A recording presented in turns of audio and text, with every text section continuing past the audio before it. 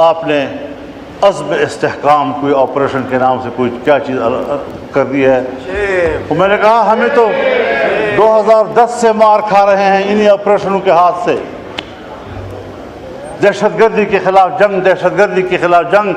کیا دہشت گردی کے خلاف جنگ یہ بین الاقوامی ایجنڈا نہیں ہے؟ اس کے اس پہلو کو ہم کیوں نظر انداز کر رہے ہیں؟ باجوہ صاحب نے مجھے کہا، میں نے باڑ لگا دیا ہے. فخر سے کہتا تھا میں نے باڑ لگا دیا ہے، کسی کا باپ بھی نہ افغانستان جا سکتا.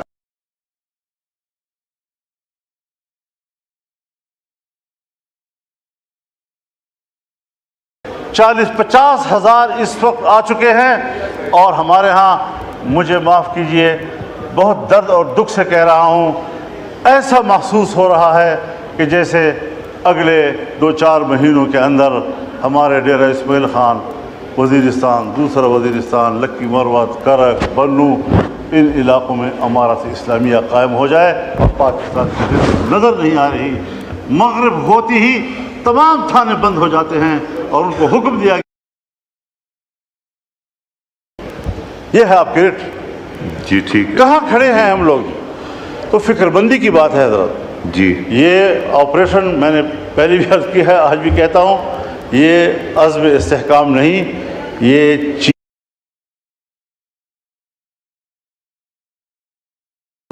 استحکام عزم نہیں ہے، یہ عدم استحکام کی طرف ہم جا رہے ہیں.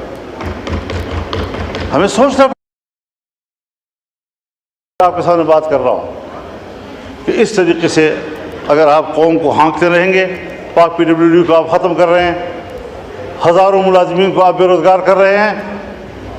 اتنا بڑا محکمہ جو پاکستان سے پہلے کا ہے، ان تمام محکموں کی ماں ہے، آپ نے کس سے مشورہ کیا؟ میں تو یہ دعویٰ بھی کرتا ہوں کہ یہ جو عزم استحکام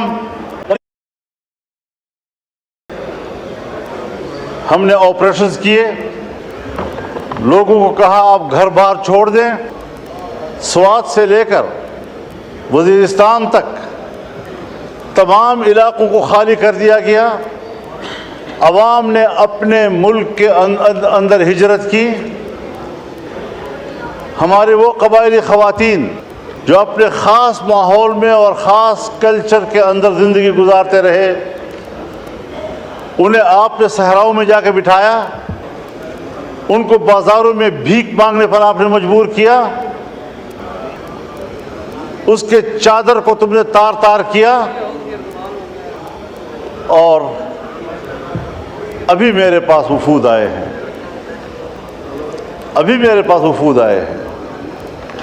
مسعود قبیلے کا وفد آیا کہ پچھلے سال ہمارے ساتھ ایک مکان اگر مکمل تباہ ہے تو 4 لاکھ روپے، اور اگر جزوی طور پر نقصان ہوا ہے تو 1,60,000 روپے. اور وہ بھی لوگوں کو پیسے نہیں دیے گئے، اس کا ٹوکن دیا گیا. وہ ٹوکن ابھی تک جیبوں میں لیے پھر رہے ہیں. ایک شخص کو ادائیگی نہیں ہو رہی. آپ بتائیں، 4 لاکھ ایک مکان بنانے کے لیے، کیا 4 لاکھ پر آپ کے گھر کا غسل خانہ بھی بن سکتا ہے؟ اور آپ نے ان کو کہنا ہے کہ پورا گھر بنانا ہے. 1,60,000 پہ آپ نے 1-2 کمرے بنانے ہیں جو گر گئے تھے.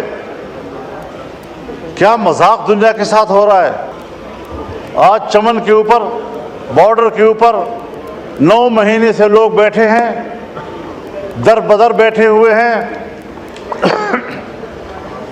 آپ وہ شرائط ان کے اوپر لگا رہے ہیں کہ جو شرائط سرحد پر بیٹھے ہوئے لوگوں کے اوپر دنیا میں نہیں لگائے جاتے. پوری دنیا میں سرحد پر رہنے والوں کو کچھ خصوصی مراعات ملتی ہیں، اور وہ بھی وہ بارڈر جو بین الاقوامی طور پر ریکگنائزڈ ہو.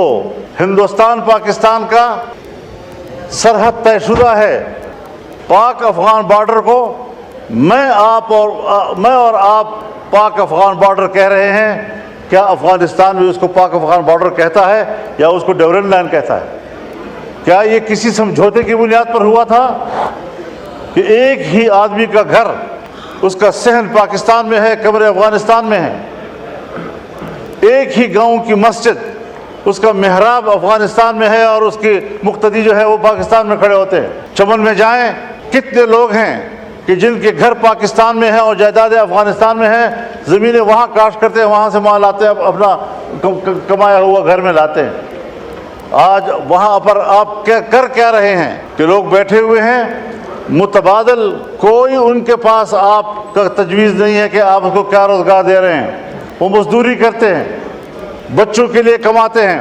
میں آپ کو بتاؤں جناب اسپیکر، اب نوبت یہاں تک پہنچ گئی ہے کہ گھروں کے اندر، میں بڑی ذمہ دار فورم پر بات کر رہا ہوں، کہ گھروں کے اندر ہماری ماؤں بہنوں نے اپنے زیورات بیچ دیے ہیں، بالیاں بیچ دی ہیں، اور وہ اپنے روزگار کی فکر میں ہیں۔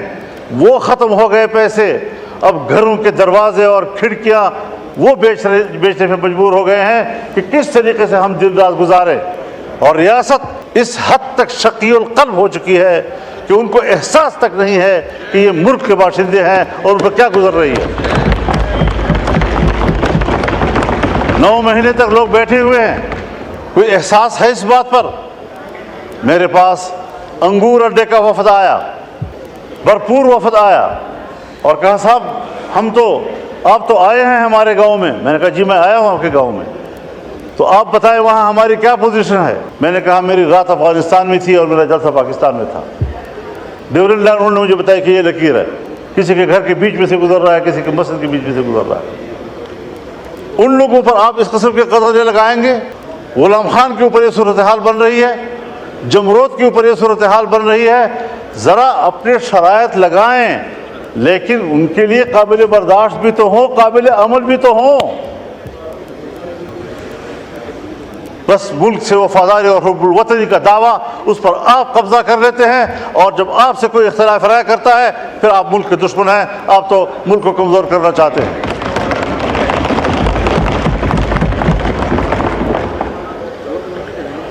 دوسری بات یہ ہے جناب اسپیکر، ہمارے ہاں آپ 1000 ٹیکس لگائیں، میں پارلیمنٹیرین بھی ہوں، 40 سال اس سیاست کی خارزار وادی سے گزر کر آج کھڑا ہوں۔ ان صحراؤں کو میں نے عبور کیا ہے۔ آپ کے ملک کے عوام آپ کو ٹیکس نہیں دیں گے، اس لیے کہ عوام کو آپ پر اعتماد نہیں ہے۔ اور یہ بات میں کسی ایک پارٹی کے لیے نہیں کہہ رہا ہوں۔ اگر میری حکومت ہو اور میں ٹیکس لگاؤں گا تو میرے ہوتے ہوئے بھی شاید لوگ اعتماد نہ کریں، اس لیے کہ لوگوں کو پتہ ہے کہ میرے ٹیکس وصول کر کے اس کو باہر کے قرض میں دیا جائے گا، IMF کے قرض میں دیا جائے گا، ورلڈ بینک کے قرض میں دیا جائے گا۔ جب میرا ٹیکس میرے فلاح و بہبود پہ خرچ نہیں ہوتا، مجھے کیا پڑی ہے کہ میں عالمی بینک کو بھرتا رہوں اور اپنے پیسوں سے محنت سے بھرتا رہوں۔ اور یہ آج کی ریت نہیں ہے جناب اسپیکر، یہ ہمیں ورثے میں ملی ہے۔ جب انگریز حکومت تھی اور بر صغیر پر ان کا قبضہ تھا اور انگریز ملک میں لوگوں سے ٹیکس لیتا تھا تو بر صغیر کا باسی ٹیکس چوری کرتا تھا، فرنگی کو وہ ٹیکس دینے کے لیے تیار نہیں تھا۔ اس کو پتہ تھا کہ یہ میری فلاح پہ خرچ نہیں ہوگا، یہ ان کے عیاشیوں پر، اور ہمارا مال برطانیہ جائے گا۔ میں خود برطانیہ میں ایک موقع پر یوم پاکستان تھا اور میں میئر کے آفس میں گیا، پاکستانی کمیونٹی وہاں جمع تھی۔ مجھے کہا مولانا صاحب ان بلڈنگوں کو دیکھو، یہ ان کے نہیں ہیں، یہ ہمارے اپنے ہیں، ہمارا مال لا کر چوری کر کے انہوں نے یہ بلڈنگیں بنائی ہیں، یہ ہندوستان کی ہے، یہ بر صغیر کی ہے۔ اس کے باوجود ملکہ برطانیہ انڈیا آتی ہے اور پارلیمنٹ اس کو کہتا ہے تم 100 سال سے ہمارے اوپر حاکم رہے ہو، تم نے ہماری سرزمین پر قبضہ کیا تھا، پہلے اپولوجائز کرو، معافی مانگو، اس کے بعد آپ ایوان میں آ سکتی ہیں۔ اور اس نے معافی مانگی، لیکن جب پاکستان آئی اور پاکستان کے پارلیمنٹ میں آنے لگی تو ہمارے اسپیکر صاحب اور چیئرمین سینٹ نے کہا ہم پہلے بھی آپ کے وفادار تھے، ہم آج بھی آپ کے وفادار ہیں۔ اس نظریے کو لوگ ٹیکس دیں گے، اس کو آپ یقین دلائیں گے کہ آپ کی ریاست ہے، ٹیکس آپ کے فلاح و بہبود پہ خرچ ہوگا۔ جب میرا پیسہ میری فلاح و بہبود پہ خرچ نہیں ہوگا، مجھے کیا پڑی ہے کہ میں اس قسم کے ٹیکس، آپ کے ظالمانہ ٹیکس ادا کرتا رہوں گا۔ اور اگر ٹیکس ظالمانہ ہے اور آپ مجھے امن بھی نہیں دے پا رہے، اور جب میرا سب کچھ لٹ جاتا ہے پھر آپ کو جاگ آتی ہے۔ جب چین کا ایک مہمان آتا ہے، اہم مہمان، مجھے یہ کہنے دیجئے، بڑے ادب و احترام کے ساتھ کہنا چاہتا ہوں، ہمارے پرائم منسٹر صاحب بھی، ہمارے آرمی چیف بھی چائنا گئے، وہاں انہوں نے بڑی محنت کی، لیکن سفارتی حوالے سے اگر حقیقت پہ بات کی جائے، ہمارے پرائم منسٹر کامیاب ہو کر واپس نہیں آئے۔ مولانا صاحب کائنڈلی اور ساتھ ساتھ مختصر کر دیجئے، آج بہت لمبا دن ہے۔ ان کا مہمان یہاں آیا، جی ہاں، ہم سب لوگ ان کی خدمت میں حاضر ہوئے، مہمانداری کی، اور ہم نے ان کو اپنی بھرپور حمایت، تائید، دوستی سب حوالے دیے، انہوں نے بھی سب وہی حوالے دیے، لیکن ایک جملے میں اس نے ہمیں جواب دے دیا کہ پاکستان میں اب بھی سیاسی استحکام نہیں ہے، پاکستان کی سیکورٹی اب بھی ٹھیک نہیں ہے۔ آپ بتائیں کہ کس بنیاد پر وہ انویسٹمنٹ کریں گے یہاں پاکستان میں؟